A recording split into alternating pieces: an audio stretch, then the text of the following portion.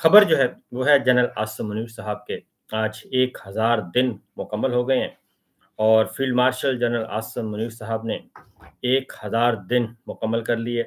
और इन 1000 दिनों में एक रिपोर्ट शाया की गई है और उस रिपोर्ट में कहा गया है कि जनरल आसिम मुनीर साहब जो हैं वो बतौर आर्मी चीफ बहुत ज़्यादा फ़ाल रहे और उन्होंने बहुत ज़्यादा फ़ालियत के साथ ये 1000 दिन मुकम्मल किए।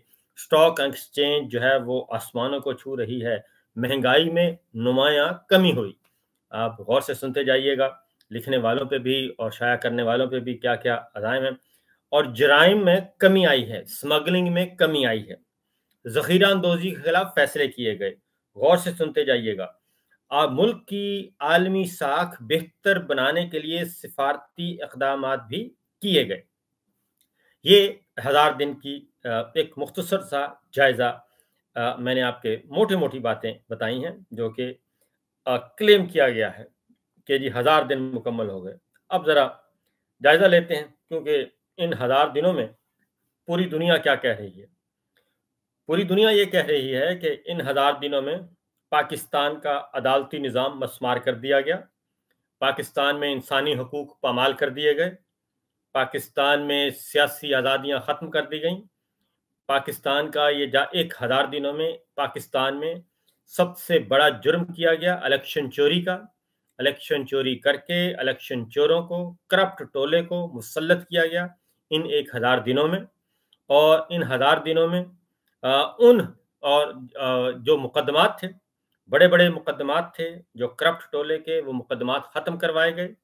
और इन 1000 दिनों में एक मुआहदे के तहत पाकिस्तान में एक जाली निज़ाम कायम किया गया और उस जाली निज़ाम के ज़रिए जाली पार्लिमान कायम की गई और उस जाली पार्लिमान के ज़रिए एक गैर आइनी तरमीम करवाई गई और उस गैर आइनी तरमीम के ज़रिए पाकिस्तान की अदलिया को ख़त्म कर दिया गया। ये 1000 दिन का हमने खेती है। और फिर उस अदलिया ने क्या किया? वो अदलिया इस वक्त खामोश है। चीफ जस्टिस इस वक्त जो जिसे आइनी चीफ जस्टिस इस वक्त मुल्क में नहीं है, अदलिया इस वक्त आइनी नहीं है, गैर आइनी अदलिया है। और इसके साथ-साथ जो पार्लिमान है उसमें 80% से ज़्यादा जो है वो इलेक्शन चोर और फॉर्म 47 के जाली अराकीन बैठे हैं। ये मोटी-मोटी बातें की जा रही हैं, मैं आपको बता रहा हूँ। इसके दौरान 1000 दिनों में क्या आया? चीनी का स्कैंडल आया और चीनी जो है वो ₹200 से ज़्यादा फ़ी किलो पे पहुँच गई और शुगर मिल मालिकान के खिलाफ कोई कार्रवाई नहीं की गई। और शुगर चीनी जो है वो पहले बाहर बेची गई, फिर अब बाहर से मंगवाई जा रही है और चीनी मिल मालिकान को फ़ायदा पहुँचा और अरबों का फ़ायदा पहुँचा। उसके बाद किसानों का सत्यानाश कर दिया गया। ये जो कहते हैं कि महंगाई में कमी आई और ज़ख़ीरा अंदोज़ी के खिलाफ फैसले किए गए। गंदम किसान जो है, किसान खा वो गंदम वाला है, खा वो गन्ने वाला है, खा वो कपास वाला है, खा वो मकई वाला है, खा वो आलू वाला है, खा वो चावल काश्त करता है, सब के सब इस वक्त जो है वो फ़कीर बन चुके हैं। ये है 1000 दिनों का कारनामा। ये सफारती सतह पर वो कहते हैं कि हमने इक़दामात किए, तो सफारती सतह पर हमारे इस वक्त 3 वज़ीर ख़ारिजा हैं। मुस्लिम लीग नून का वज़ीर ख़ारिजा इसहाक़ डार साहब हैं, पीपल्स पार्टी के वज़ीर ख़ारिजा बिलावल भुट्टो हैं, जनरल आसिम मुनीर साहब के वज़ीर ख़ारिजा मोहसिन नक़वी साहब हैं। और इस वक्त जो एक हुकूमत होनी चाहिए, डेमोक्रेटिक हुकूमत होनी चाहिए, हुकूमत इस वक्त गैर फ़ाल है और अर्दली सरकार और लेला सरकार जो है वो इस वक्त बराजमान है। फिर जिस तरीके से गैर आइनी तरमीम करवाई गई, अरकान को अगवा किया गया और एक बलूचिस्तान से ताल्लुक़ रखने वाली जमात सरदार अख्तर मेंगल साहब की, बीएनपी मेंगल, वो असम्बलियों से जा चुकी है इस्तीफ़े दे के। उनके 2 सेनेटर्स को अगवा करके वोट लिया गया था। उन्होंने उनको मुस्ताफ़ी करवाया और अपने सेनेटर समेत वहाँ से चले गए। इस वक्त जो अपोज़िशन का सियासी आज़ादियों की तरफ आते हैं। इन 1000 दिनों में जनरल आसिम मुनीर साहब ने 2 कामों में उन्हें कामयाबी हासिल हुई। नंबर 1 ये कि उन्होंने पाकिस्तान तहरीक-ए-इंसाफ, इमरान खान, अपोज़िशन और जो इख्तिलाफ़ राय रखने वाले थे, जो आइन कानून की हुक्मरानी की बात करते थे, उन सबको जेलों में डाल दिया।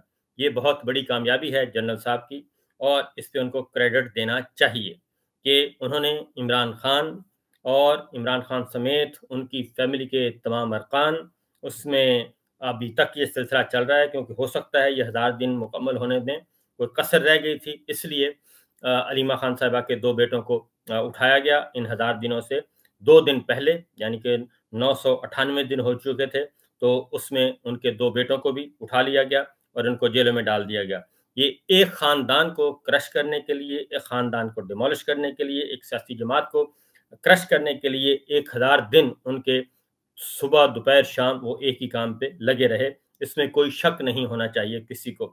یہ ان کی بہت بڑی کامیابی ہے، کامیابی نہیں ہے لیکن ان کی تگودو ہے، کیونکہ وہ کامیاب نہیں ہوئے پاکستان تحریک انصاف کو ختم کرنے میں بھی، اور عمران خان صاحب کو بھی راستے سے ہٹانے میں کامیاب نہیں ہوئے، وہ ناکام رہے اپنے ان مقاصد میں۔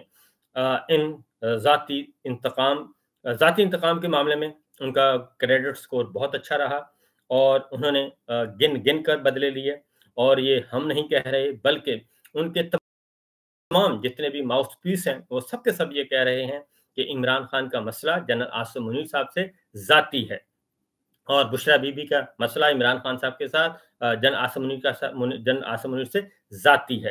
اس لیے جب تک جنرل عاصم منیر نہیں چاہیں گے اس وقت تک عمران خان، بشرا بی بی اور ان کے خاندان کے لیے آسانیاں پیدا نہیں ہوں گی، اور حسان نیازی جیل میں ہیں، اور علیمہ خان کے دونوں بیٹے جیل میں ہیں، عمران خان صاحب جیل میں ہیں، بشرا بی بی جیل میں ہیں، اور اس کے ساتھ ساتھ پاکستان تحریک انصاف کے تمام رہنما، سینئر رہنما جیل میں ہیں، اور فوجی عدالتوں سے سزائیں ہوئیں۔ یہ پہلی دفعہ ہوا کہ سویلین کو فوجی عدالتوں سے سزائیں دلوا کے ان کو جیلوں میں بند رکھا ہوا ہے۔ یہ 1000 دن ہیں جنرل عاصم منیر صاحب کے، اور ان 1000 دنوں میں اگر وہ کریڈٹ لینا چاہتے ہیں تو ضرور دینا چاہیے، کیونکہ یہ جو رپورٹ شائع ہوئی ہے وہ رپورٹ میں سمجھتا ہوں کہ درست نہیں ہے، کیونکہ جنرل عاصم منیر صاحب کے اگر 1000 دنوں کی کامیابیاں لکھنی ہیں تو پھر لکھنا چاہیے کہ انہوں نے ان 1000 دنوں میں انسانی حقوق کی پامالی کے ساتھ ساتھ سینکڑوں نہیں ہزاروں جعلی مقدمات، جھوٹے مقدمات اپنے مخالفین پر قائم کیے اور درج کروائے۔ یہ بات لکھنی چاہیے، یہ ان کے کریڈٹ پہ ہے، یہ ان کی کامیابی ہے۔ جھوٹے بے بنیاد مقدمات، ایک غدار سازی کی فیکٹریاں، پروپیگنڈے کی فیکٹریاں کھلی رکھیں، اور صرف یہ سیاسی کارکنان ہی نہیں، صحافیوں کے خلاف بھی، وکلا کے خلاف بھی، ججز کے خلاف بھی یہ 1000 دن جو ہیں وہ انتقام کی اعلیٰ ترین مثال رہے، اور عدلیہ کو بھی بخشا نہیں گیا، ججز کو بھی بخشا نہیں گیا۔ خفیہ کیمرے اور خفیہ کیمروں کے ذریعے یہ ساری ریکارڈنگ، یہ سارے کا سارا سلسلہ چلتا رہا اور ہمارے سامنے ہے۔ اس وقت ان 1000 دنوں میں نظام انصاف کا یہ حال ہے کہ آنریبل ججز جو ہیں وہ خود انصاف مانگ رہے ہیں اعلیٰ عدلیہ سے رجوع کر کے، کیونکہ جنہوں نے چیف جسٹس بننا تھا آئین کے تحت ان کو نہیں بننے دیا گیا۔ جسٹس منصور علی شاہ صاحب اس وقت کانسٹیٹیوشنل چیف جسٹس ہیں، آئینی چیف جسٹس جسٹس منصور علی شاہ صاحب ہیں، لیکن انہیں نہیں بننے دیا گیا، اور ان کی جگہ پہ یحییٰ فریدی صاحب کو ڈیفیکٹو چیف جسٹس لگایا ہوا ہے۔ اسلام آباد ہائی کورٹ میں جسٹس محسن اختر کیانی صاحب کو چیف جسٹس ہونا چاہیے تھا، لیکن وہاں پہ بھی de facto chief justice imported Lahore high court سے سرفراز ڈوگر صاحب کو لایا گیا اور ان کو بٹھایا گیا، اور بنیادی مقصد یہی تھا کہ پولیٹیکل وکٹمائزیشن کو کسی بھی طریقے سے نیچے نہیں آنے دینا۔ یہ وہ حقائق ہیں جو کہ پوری دنیا جانتی ہے۔ پھر یہ کہتے ہیں کہ مہنگائی نہیں ہے، تو مہنگائی کا میں آپ کو بتا دوں، بے روزگاری نہیں ہے، غربت نہیں ہے، تو یہ ورلڈ بینک کی رپورٹ ہے، یہ اسٹیٹ بینک کی رپورٹ ہے، گورنمنٹ آف پاکستان کی رپورٹ ہے، کسی اور کی نہیں، کہ 45% اس وقت غربت بڑھ چکی ہے۔ 45% پاکستان کے عوام خط غربت سے نیچے زندگی گزار رہے ہیں، اور 45% کا مطلب ہے آلموسٹ 25 کروڑ آبادی ہے، 11 کروڑ پاکستانی خط غربت سے نیچے زندگی گزار رہے ہیں، اور مہنگائی جو ہے وہ کہتے ہیں کہ مہنگائی کنٹرول کی گئی، تو بھائی مہنگائی کہاں سے کنٹرول کی گئی؟ خط غربت سے جو نیچے جا رہے ہیں، اگر یہ مہنگائی کنٹرول کی جاتی تو کیا پاکستان میں 11 کروڑ عوام جو ہیں وہ خط غربت سے نیچے جاتے؟ بے روزگاری عروج پر ہے، اور کہتے ہیں کہ بہت زبردست اقدامات کیے، اور اس کا نتیجہ یہ نکلا کہ پاکستان سے تقریباً 35 لاکھ پاکستانی جو ہیں، نوجوان پڑھے لکھے پروفیشنلز، وہ بیرون ملک سفر کر چکے ہیں، جا چکے ہیں، ہجرت کر چکے ہیں، صرف اس لیے کہ ان کو پاکستان سے مایوسی ہے اور پاکستان کے ان حکمرانوں نے ان کو مایوس کر دیا ہے۔ یہ 1000 دن کی کھیتی ہے جو کہ ان کے ذمے ہے، کیونکہ یہ کریڈٹ دینا چاہیے۔ اس کے بعد سرمایہ کاری، کہا گیا تھا کہ $100 ارب کی سرمایہ کاری آئے گی۔